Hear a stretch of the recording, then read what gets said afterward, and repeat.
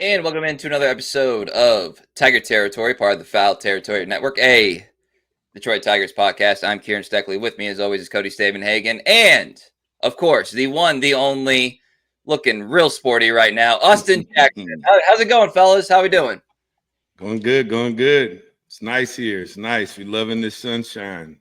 Need it. Yeah, Cody, you getting sunshine over there in Michigan? No, I was in northern Michigan over the weekend. It was pure snow, and it's a little better down here in Detroit, but it is cloudy, and we're still waiting. We are still waiting on Alex Bregman to sign over the weekend. We had talked when the Tigers added Jack Flaherty.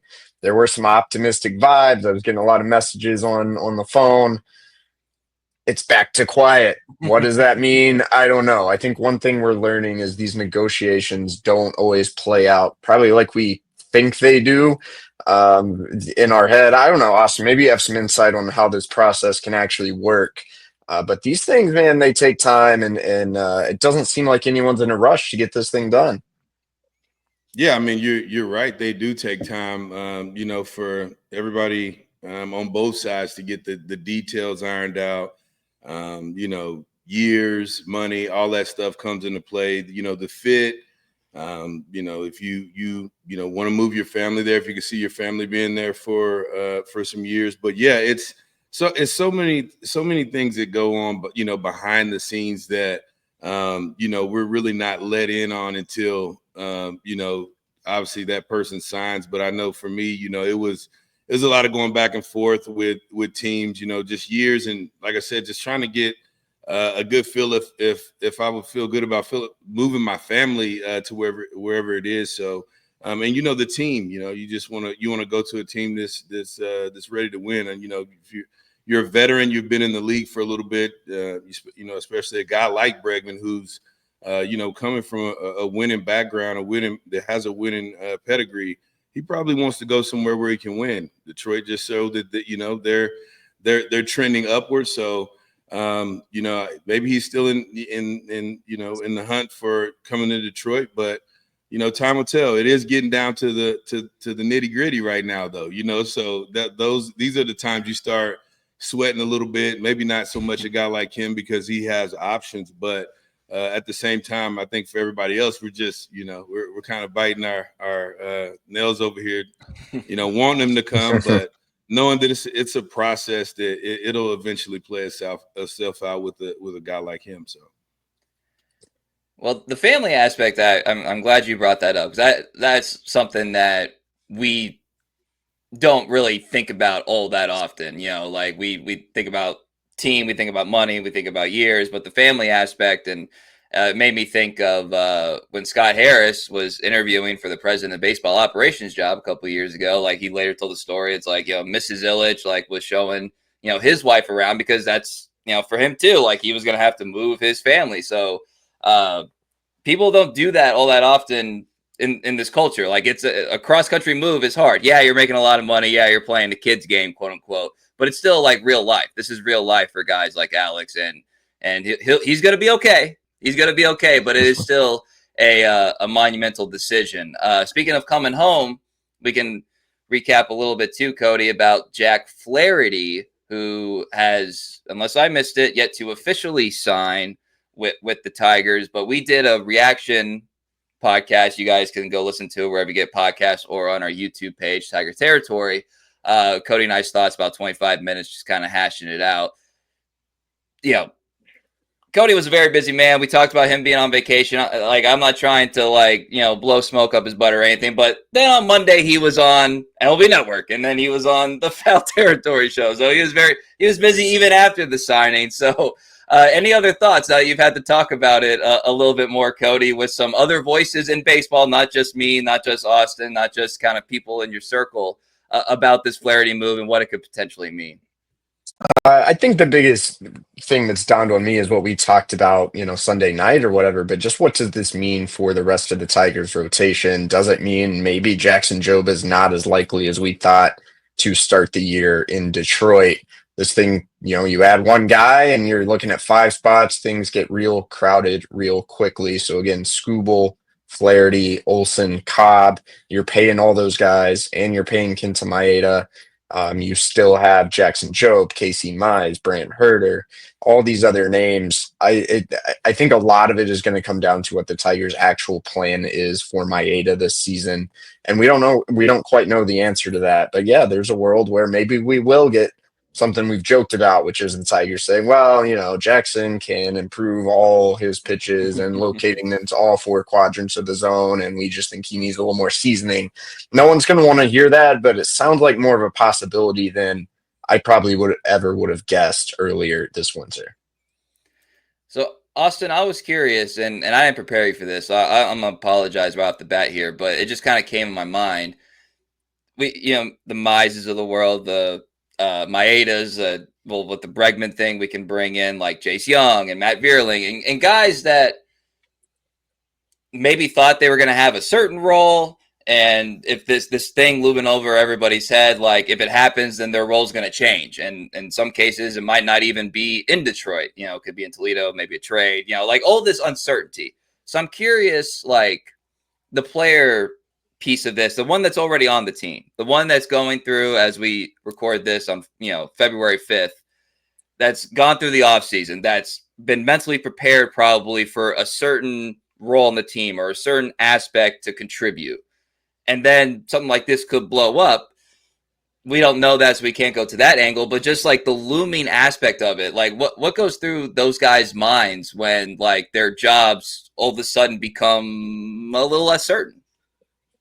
Yeah, sure. I mean, it's tough, especially I think when you go through the off season training a certain way, already having a certain mindset about what you're going to change differently or work on.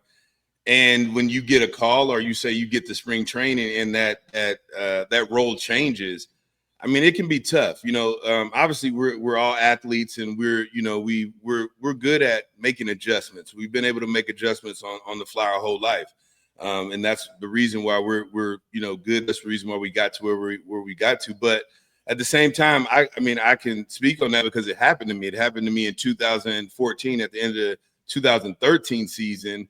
There were things that I went into the offseason like, hey, I definitely need to get better at this. I want to get, steal more bases. I want to, be that leadoff man that, I want to try to improve on these things that I felt that I struggled with in the season that we just had. And I remember getting a call, and it was Osmus they had hired Osmus as the manager, and he was like, "Hey, we're gonna hit you 5-hole." I'm like, "Huh? What? You gonna hit me 5-hole? I'm 180 pounds soaking wet. You gonna hit me 5-hole, bro?" All right. So I mean, it kind of shocks you a little bit, but at the same time, we've been good about making these adjustments that you go with it. Even though it's something that kind of just comes out of nowhere, they just felt that I had the ability to be able to hit 5-hole, even though the whole offseason I've been training, on speed and stealing bases and just, things like that, the nature of a leadoff hitter. And I've been told now that I'm gonna hit 5-hole, behind Victor Martinez. And I'm like, dude, I'm his, I'm his safety net. Like Victor, like, come on, man. You don't want to, who you want to pitch to, Victor or me? Okay. So, and then you're putting Victor on all day. And I'm like, I got to hit it out of the stadium to get Victor in. So, I mean, but no, seriously, though, I get it. I know where your head can get to. It can kind of, your mind can start playing games with you because it happened to me, and especially when you're in that role and you're not, adjusting to that role like you want to, or how it can be tough. But we just make those adjustments and we keep moving. You don't you're trying to do whatever you can do to add value to the team. Ultimately, that's what you're trying to do. And if the team sees you in this role, you do your best to try to adapt to that. How important is like trust with manager, front office, not necessarily specific to Osmus, but like just in general, like if AJ's going to tell Matt, like, all right, you're going to be playing a lot more right field, Matt's going to have to like trust that that's like, the best thing, not just for the team, but also for him, so how important is, the trust from the player to the manager and any sort of like front office communication that would happen there too?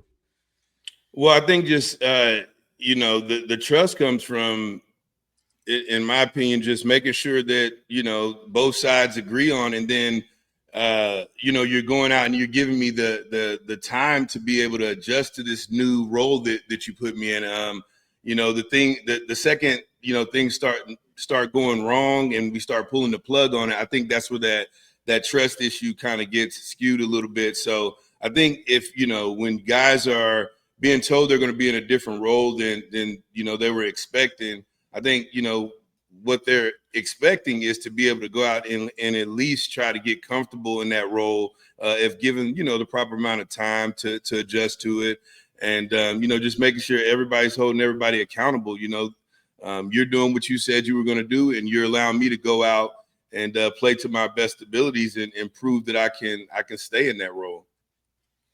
And Matt Vierling probably doesn't get enough credit for doing that last year. He came into spring training almost looking like he was going to be playing third base every day. Then, somewhat unexpectedly, the Tigers signed Gio Urshela. Vierling's back to playing mostly outfield. By the end of the year, Urshela's gone, and Vierling's finishing the year playing a lot of third base. And as a reward, he gets to do it all over again, right? This offseason. I'm sure he's been training, some at both positions, and those are very different skill sets too. But the Tigers are about out of pivots here if they don't get Bregman. Ha-Sung Kim, a guy I really liked as a fit. He's going to the Rays. A really attractive deal for the Rays too. And Randall Grichuk, who was an outfielder, he signed with the D-backs. It is really looking like Bregman or bust. I mean, maybe there's a couple other potential options, or maybe Matt Vierling and Jace Young always were kind of the plan B for the Tigers. But yeah, Matt deserves some props for being adaptable.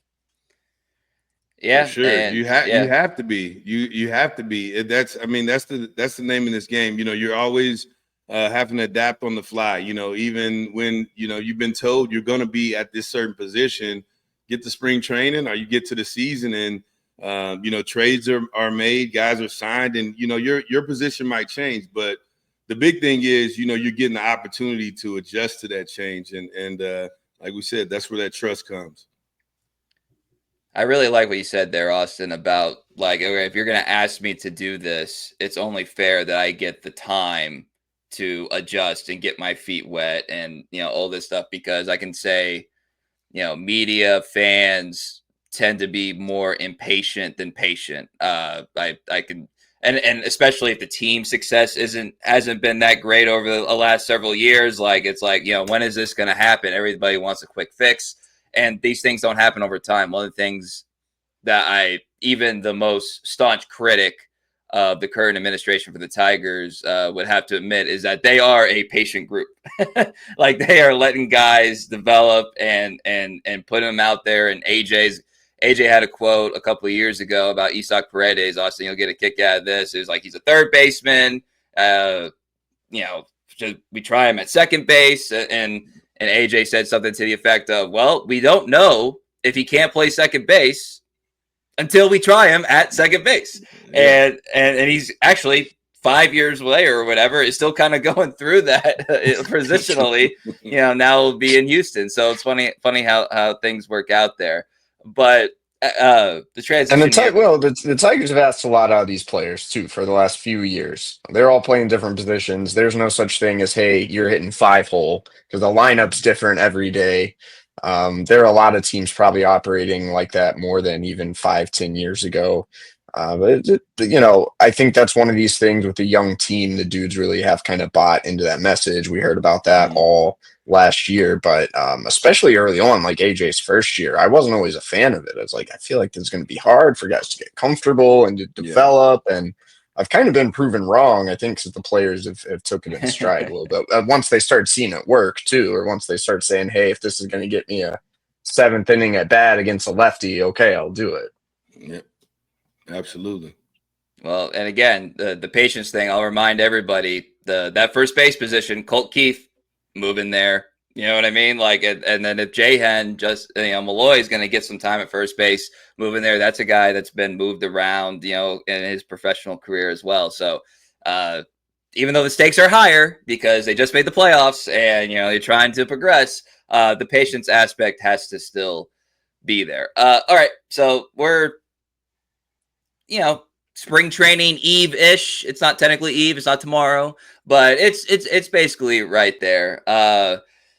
We had asked you this before, Austin, but I think it'd be a good reminder of like when you're this close, when you know you're kind of looking at your bags might be semi-packed or already packed depending on how much you prepare to go down the Lakeland. What's your mindset at? Did you ever feel comfortable with your training at this point, or on a given year, are there years where you're like, well, I hope I worked on this and I hope it nets? Like, what's the player mindset as like you guys are about to converge down there in Lakeland?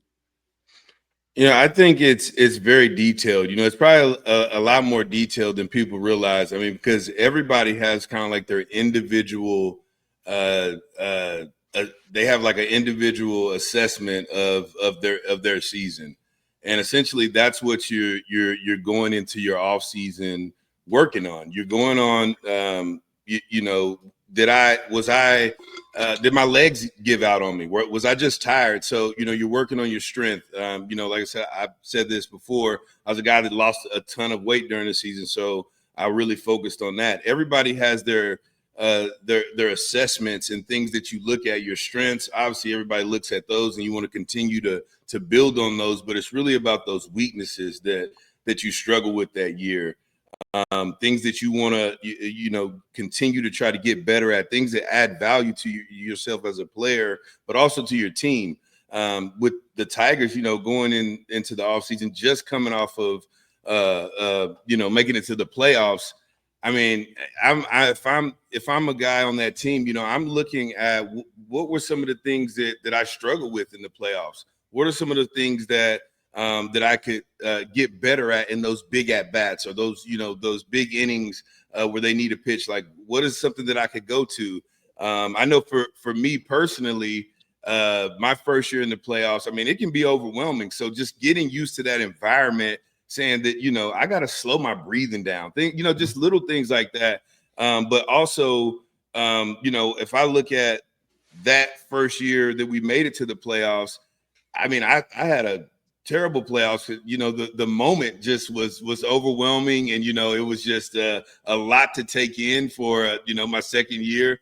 But going into that offseason, I looked at a lot of my at bats. I looked at my numbers from that year, and I just didn't get on base enough. I didn't get on base for the guys behind me. So that was an assessment that I made of myself, and me and Lloyd made, that hey, we need to start kind of trying to construct a game plan for you, an approach that allows you to get on base more. And I think I went from in the regular season in 2011, I think I hit our on base percentage was like 317. The next year was 377. And the crazy thing about that was when Prince came over, Prince told me, he said, if you and nothing else, he didn't know anything. I mean, I'm not saying he didn't know anything about me, but he said, if anything else you do, if you get a 370 on base percentage, we're going to the ship. I was like, what? We going to the ship?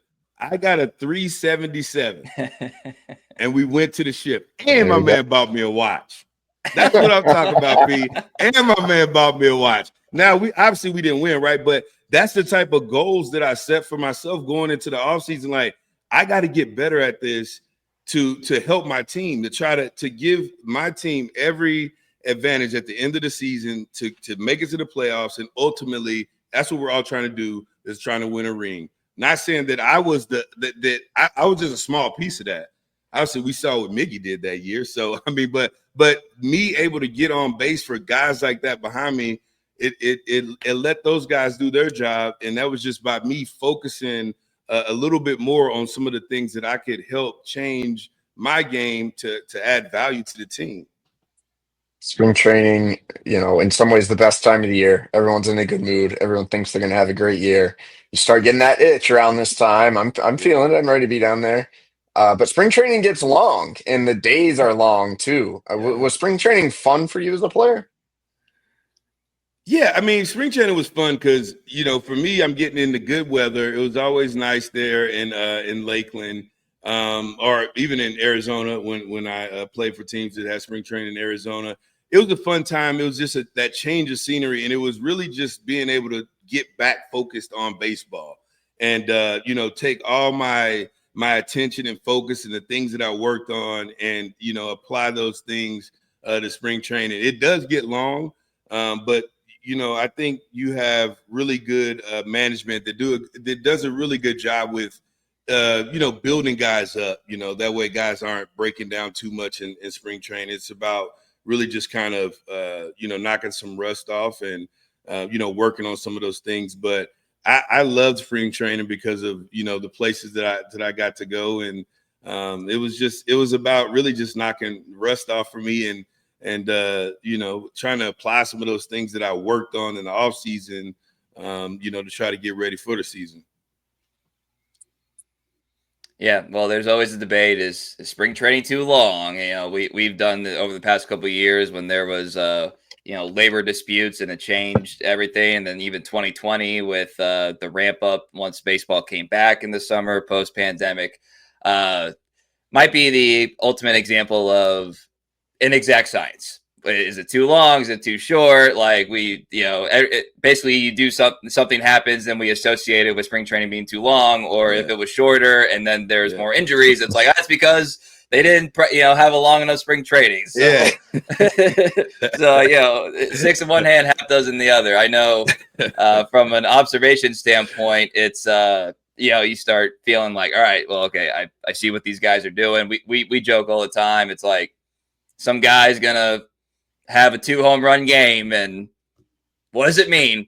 I don't know. Probably nothing, but it's still good to see. It's still good to see. You know what I mean? So, and AJ's pretty good about joking about that with the media as well. So, all right, let's kind of do the parallels portion of this podcast. Whereas, Austin mentioned those teams that were itching to get there, got there, tried to make that leap, made it to the World Series, and the Tigers are in the midst of a similar goal to advance up the American League here. And so I asked Austin before. I asked, like, what were some of the best traits about those teams, and to kind of lay them out for us, and then we can kind of draw some parallels between what these Tigers have. Now, they don't have Miguel Cabrera, so these are not going to be apples to apples, everybody. But I'm a firm believer that some things are universal, even if they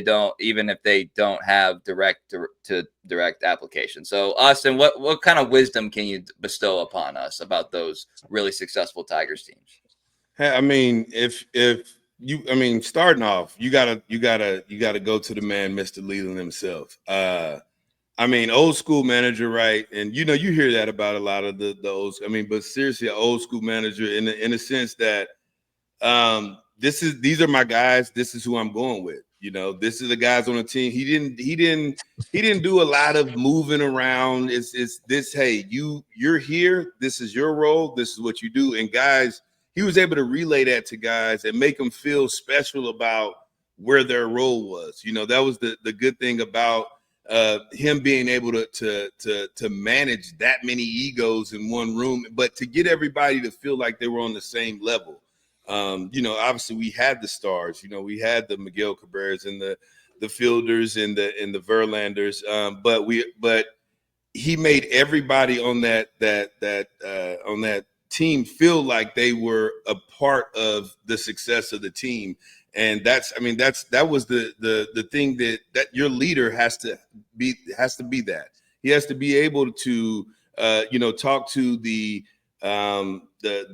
closer the same way as he started talking to the starting shortstop. He has to be talking to Don Kelly, who wasn't a starter, the same way, and he had to have him ready because at any given time his number was called, he was ready to go. We didn't have the egos like that, and Leland did a really good job of keeping that in check and treating everybody like they meant something to the success of the team. Another thing, we really had a really close knit clubhouse. Those Tiger teams, it was like family. You're around those guys more than you are around your family, and there were no cliques. didn't have cliques, man. Everybody, no matter what nationality, what you spoke, it didn't matter. Like we joked around, we clowned on each other. Nobody, I mean, we would clown on Verlander and Miggy. Like we just it didn't matter. Like we had that type of clubhouse that everybody was vulnerable with everybody. Nobody was too cool for anybody. We all just we joked around with each other. We go out to eat together, and clown on each other. And they don't haze no more, but we did some hazing and stuff like that. And it was cool though, because everybody was about it. Everybody was on the same page. We could do things like that and turn it on when the game started. We could turn it off and enjoy each other in the clubhouse. But then right when that game starts and it's time to turn it on, we knew how to turn it on.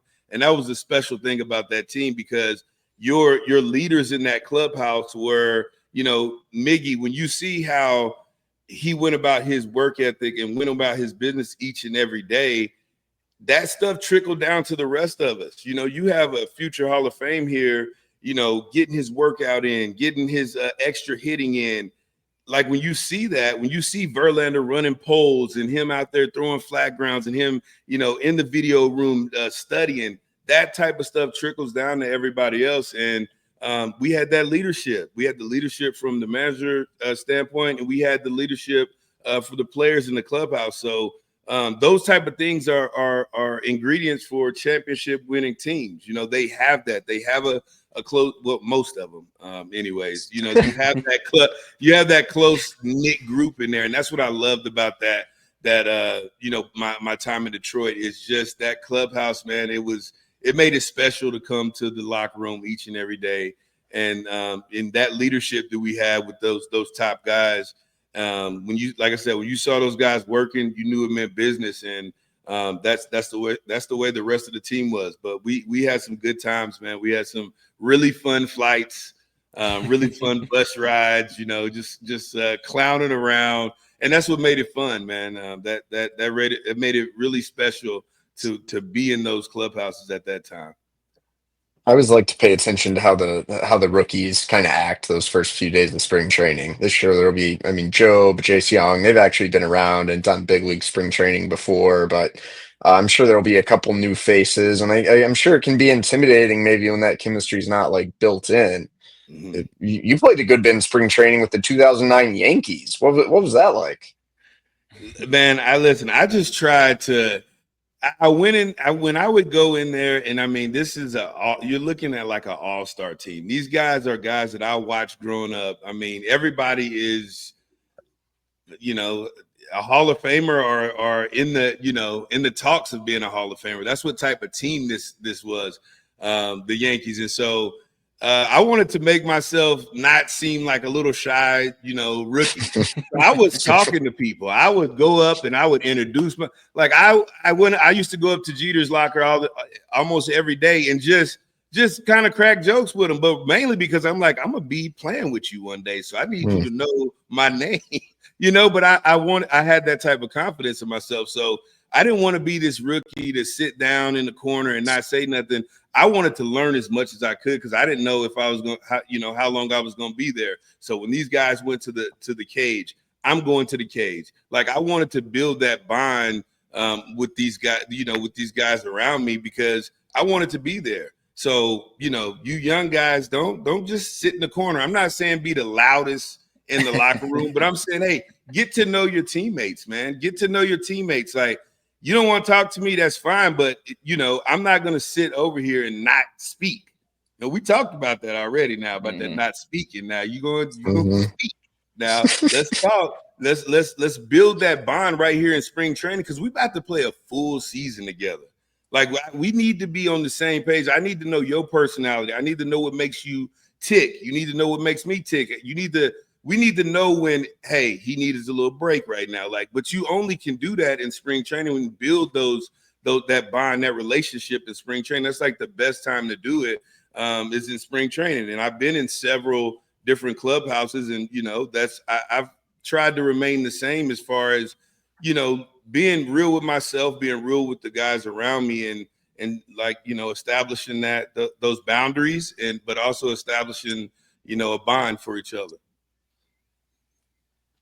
Well, when it comes to this current iteration of the Tigers, I mean, the things that you relayed there, and I'll ask Cody's perspective on this because he's in the clubhouse damn near every day. But, first thing you said was manager. Obviously, Tigers have as respected a manager as there is in the game right now in AJ Hinch. And so, checkbox there, right? And then just, the camaraderie aspect can easily become like a cliche. And sometimes you could look at it as correlation, not causation at times, but I will say that clearly was this youthful exuberance was clearly part of their run last year. It was clearly like that, a piece of it as soon as no offense to veterans of Major League Baseball, but as soon as they got rid of the old people, they went on this run. And it kind of felt, and as Scooble talked about it, with us too, it was just just playing baseball. It was just playing baseball, and so I see some parallels there. Even though in my mind, I'm always going to question, is it real? Is it real? But these guys have played together for a long time, going back into the minor leagues, and that's as a fan of the team, that's as fun as anything to see guys that have been doing the same thing since they're 18, 19, 21 years old, doing it into their mid to late 20s and achieving success. So, Cody, some of those traits there that Austin said, what observationally, what can you kind of, draw with this Tigers team? Well, I'll say I'm curious to see how these guys act this year compared to years past. Because for as much as it's been a fun team, it's actually been still kind of business like. It's not just a bunch of young dudes running around hollering the whole time. Now that these guys have some success under their belts, will they almost loosen up more? And would that be a good thing or a bad thing? I mean, some of them are a little more established. Maybe they can breathe in a little bit more of that confidence now. If you're Riley Green, or even if you're Colt Keith and you're not doing this for the first time, or if you're Dylan Dingler and you're probably not really on the roster bubble, I think that might make for a little bit of a different dynamic this season, and I'm just curious to see exactly how that will play out. Yeah, that's another thing too. It's we talked roles on this podcast a lot, and Dingler could kind of be in the shadows. You know Yeah. what I mean? And Keith, I would have loved to see. Keith is a very stoic guy, so I'm not making fun of him at all. But he's a very stoic guy. I would love to see veteran Austin in that clubhouse, trying to get him to crack jokes or whatever. Because Keith is he's a very serious guy, and there's nothing wrong with that. Everybody's their own person, but how is he gonna approach all that? Schoolboy, we talked to Schoolboy about having the success and then moving forward. He's now everybody's target. He was just a really good pitcher that everybody respected last year. When you got Cy Young on your resume,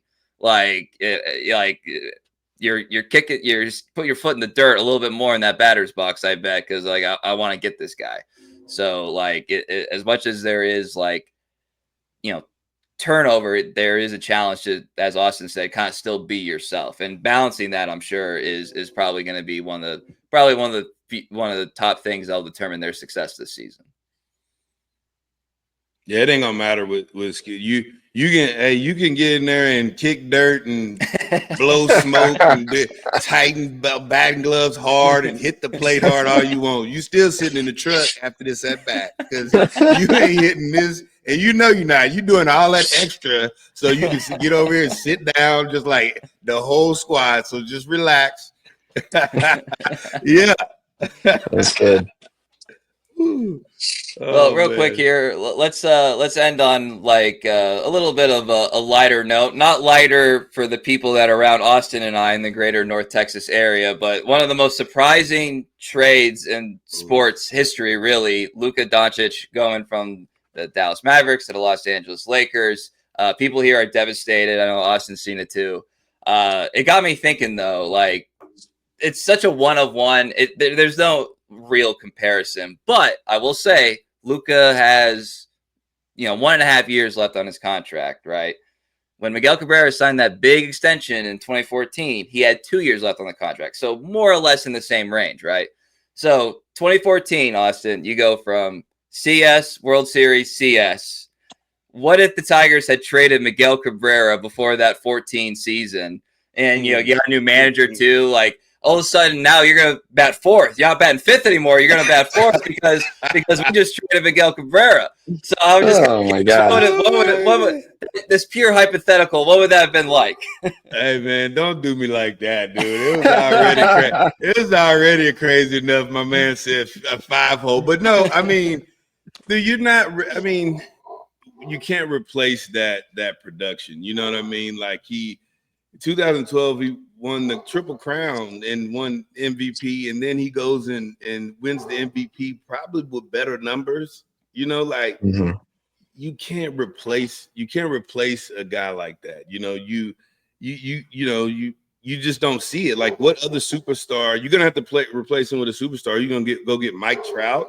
They're not giving away Mike Trout. You know what I mean? Like the team, or you have to go get 12 guys, and first round picks for the next 10 years. Like that's what type of production that he had and what he really meant to those teams.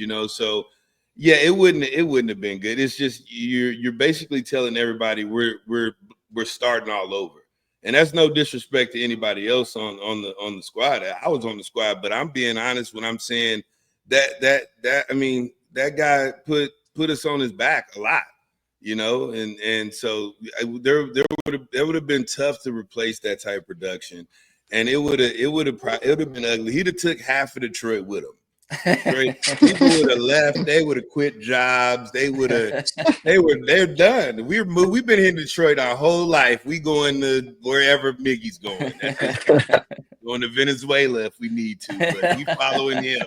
That's where we're going. Fans aren't necessarily under contract. It wouldn't have worked. Yeah, that would have been a crazy time. Would have been a great time to have a podcast. Would have done numbers. I'm sure the media down here is doing all right, but for the fan experience, it would have been that fun. All right, a lot of fun discussions today. Makes me even itch for spring training even more. So I want to thank you guys for taking the time. Thank everybody for subscribing wherever you get your podcasts, Apple, Spotify, subscribing to us on YouTube so you can watch us. Because I don't know if you can tell the audio feed, but we're doing a lot of laughing here. So we have a good time. I want you to be able to watch us on YouTube, subscribe there, and give us a 5-star rating wherever you get your podcast. So for Cody Stavenhagen and Austin Jackson, I'm Kieran Steckley. Everybody have a great day.